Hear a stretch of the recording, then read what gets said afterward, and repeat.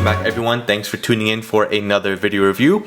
And right now we are looking at the Ancient Warrior Predator from NECA's new line of Alien vs Predator figures. So, we've been getting a lot of these Predator figures or characters from Alien vs Predator, and I'm super happy that we got the Ancient and Temple Guard from the flashback scene when we see kind of the history unraveling that the explorers are looking at to find out what exactly is going on between the aliens versus predators and the ancient Mayans or Aztecs. I can't remember fully which one it was, but with wherever they were at the temple. And here we have the Ancient Warrior Predator. So I'm not quite sure if Hot Toys did the Ancient Warrior or the Temple Guard, but I know they have one of them. So this might be the first actual company to have both Ancient Warrior and Temple Guard, but if I am mistaken, feel free to comment that below. But either way, it is basically the same sculpts and same figure, just a few minor differences here and there. So let's take a quick look at the packaging. At the top right, we do see Ancient Warrior Predator, and we do see the mask having a lighter gray, silver, almost bluish hue to it. So a significant difference right there. And again, the body's pretty much the same. We do see the weapons and the plasma with a headshot, and at the bottom the AVP logo. And here it says over 30 points of articulation, includes a shuriken, sword, spear, backpack, cannon, and skulls, which is pretty much what we've been getting for every single AVP Predator. Plenty of accessories to go around here. So taking a look at the back, we do have the almost the same packaging as the other Predators. We have a shot of all three Preds. Let me get zoomed in right here. If you want to pause to read the bio, let me focus on that. There we go. And then we have a shot up here of the Predator itself. So that's it for the packaging. Let's get this opened up and get a closer look at the figure itself. Now we have Ancient Predator out of its packaging, and another super cool Predator that we have from the AVP lines. And this is the final figure review I'll be doing for the current AVP wave. And I'm not sure, as I mentioned before, if NECA will be releasing any more from the two AVP films. I know Wolf has been in talks to do like a Wolf 2.0. I know they've had plenty of Wolf Predators before, but it'd be cool to have another Wolf and hopefully another hybrid Predator. That would be a really cool figure for NECA to redo. But anyway, here we have the Ancient Predator out of its packaging, and as I mentioned with the Temple Guard, the armor almost has just different hues and different shades to it. When you look at the Temple Guard helmet, the waist piece and armor, or the chest armor, and a few other angles of the other armor positions here and there, you have that copper bronze tone and shade to it. But for Ancient Predator, you have almost the blue, almost like a bluish, very light green shade to it. I'm not sure if the camera will pick it up too much. I kind of see it right now, but you really do see it in the helmet and at certain angles with the chest right here and the shoulder piece and at the waist and hips and legs and all that. But hopefully the camera will be able to catch it. And when I edit this in the computer, I'll be able to pinpoint some more of the blue shading here and there. But Ancient Predator is probably the most similar to Temple Guard, which these two are probably the most similar to Chopper Predator because they have the least amount of armor, and they're very, I guess, simplistic if you want to say when it comes to Predator designs. Taking a look at the accessories that do come with it, like I've been mentioning before, the disc blade is the usual. We have the extended spear, and I think that is about it for this Predator. So we don't have a vast array of, accessories for these guys, which we've been seeing for the other Predators as well. And we do also have the little skeleton or bone skull pieces, which I won't be taking out.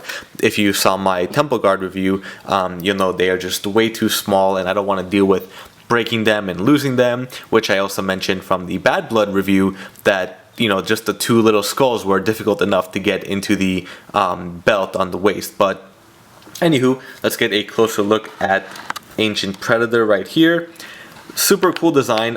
He's probably the most similar to the classic or the Jungle Hunter Predator if you want to really compare it, with the helmet mostly and just kind of the simplicity of the armor. And I do have his main weapons, the Predator blade and the wrist blades over there.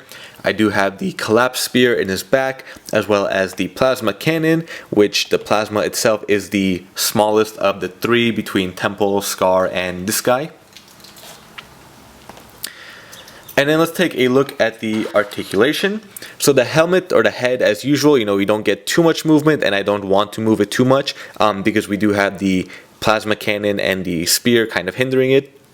We do have the chest movement, which is kind of tight on this guy, but at the right movement you can get him to move forward and back. And like I said, there are a lot of fragile pieces in these figures, so I don't want to handle these guys too much. I'm not one to constantly change poses or stances with these figures. I do kind of just leave them in one pose on my display shelf, which is totally fine by me. And in the waist we do have a swivel as well. We have the normal shoulder and upper bicep twist, the double jointed elbows, the twist at the forearm, and the wrist also. We have the normal leg movement. It's kind of hindered on this side, but this side is more open to go in and out and twist as well. We have the double jointed knees, which also twist, and the ankle swivel at the bottom. Now this guy, like the others, or like Temple Guard, actually, is a little bit top heavy. He's not too bad. You just have to get him in the right pose because of the backpack that is on top, making it top heavy, and then just the majority of the armor and the body weight is at the top there.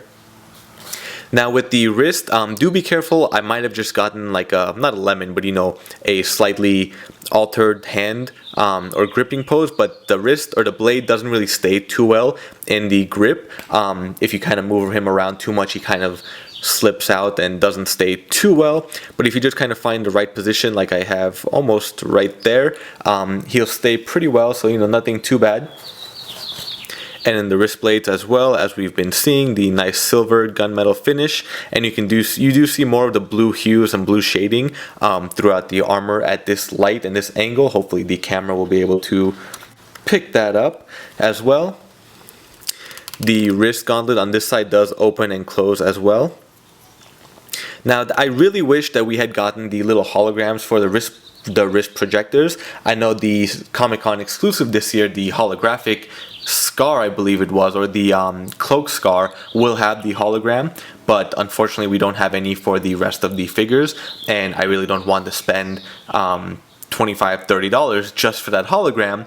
So hopefully someone will be casting and molding these, or maybe they're already out there, or I can just buy the figure, use the hologram, and then sell the figure itself for like $10. But even then, spending $15 whatever just for the hologram, I don't know if we'll do that. But anywho, and then taking a look at the collapsed spear, it's the same exact one that we've been getting basically two of. I think we have probably at least 6 spears now between, or actually no, 12 spears probably between all the figures, because there are 6 figures and each one seems to have 2 spears. So if you do lose a spear, you have plenty more that that you can find between all the figures. And in the backpack as well, we do have the sliding plasma cannon right there. Unfortunately, mine did come very badly warped. I don't know if you can see it from this angle. Let me move it to the front. But I guess the resting phase, or the resting shelf, if you want to call it, I'm not sure what this part is actually called, but it's pretty warped. It's kind of sticking far out this way, and doesn't look ugly, I'd say, but just looks pretty off. I tried bending it back without using heat, and it didn't really work. So I'll have to put it under either hot water or a hair dryer. There we go, we can see it better at this angle to get this more level with the rest of the figure. So then looking throughout the rest of the figure as well, we do have the normal accessories and features that we've been seeing. We have the utility belt with the collapsed disc blade, with the holsters and canisters around here. We have more of the armor in the back as opposed to the front. It is a minimalist or simple Predator armor setup, so we don't have too much going on. We do have the normal shin blades right there, or the shin what do you call it? Shin armor, not blades. But we do have the holster for the blade right here as well. And on the feet, that is a big difference too. We don't have the claws like we saw on Scar, or like, you know, the clawed shoes. But overall, you know, another super cool figure. Nothing too much to get into too much detail about, or, you know, focus too much detail on, because they are basically the same. But if you do have any questions, comments, or concerns, feel free to leave them below, and be sure to like, follow, and subscribe all my pages. Thank you for watching, and stay tuned for the next video review.